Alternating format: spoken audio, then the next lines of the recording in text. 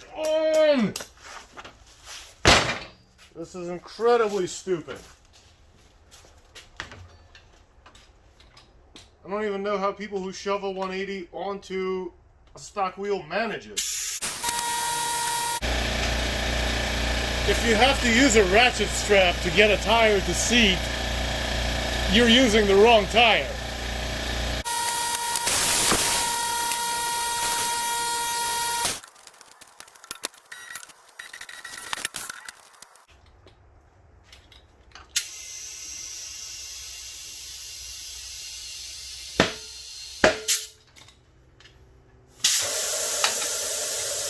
That's what it's supposed to look like. Alright, now that I'm done torturing myself, I can actually narrate. So, question comes up a lot. What's the biggest tire you can stick on a stock wheel on an SV?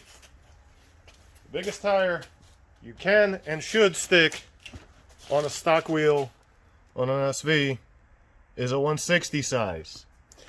And the reason for that is because the SV has a 4.5-inch wheel, so the wheel needs to be roughly the same width, or at least appropriate width, for the tire you're putting on it.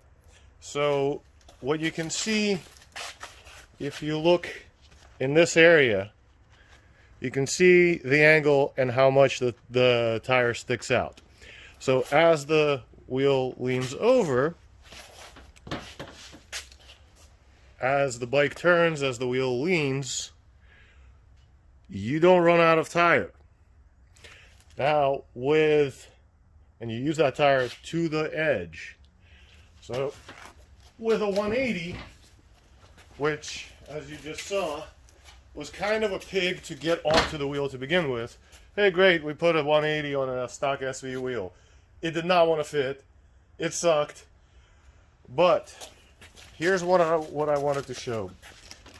If you look at the angle, the way the tire comes out from the wheel, it's much stiffer, it's much wider. It sticks out at quite a bit more of an angle.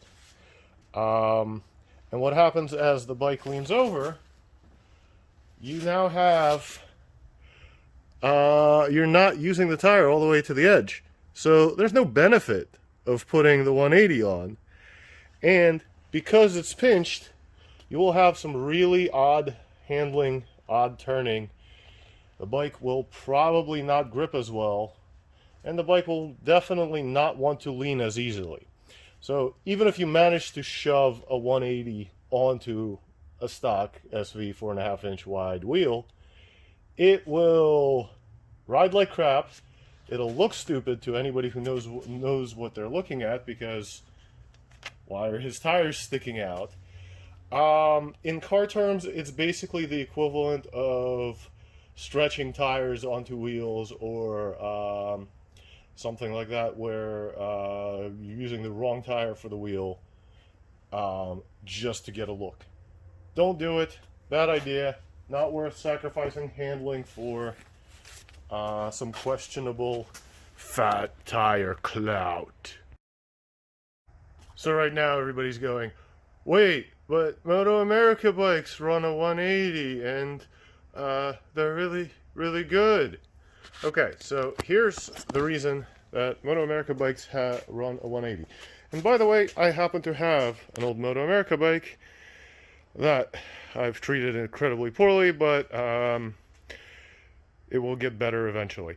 So the reason they run a 180 is because Moto America doesn't have a 160 available. They don't have the sizes at the events that the racers are required to run. So they have to run a 180, same as the 600s. Now, what's the difference here on this SV? What does this wheel look like? Well, it's a gsxr wheel. And in order to make the gsxr wheel fit in there, there are spacers made. It's hard to see because it's dark, but the caliper carrier bracket is machined down. And on the other side, there's another spacer that's really, really, really tiny that's also machined down. And this kit, I think, is TWF Racing, Zoran's quite excellent adapt kit. Don't know too many details. Obviously, twfracing.com will have them, or you can just call them up. But GSXR wheel, 5.5 inches.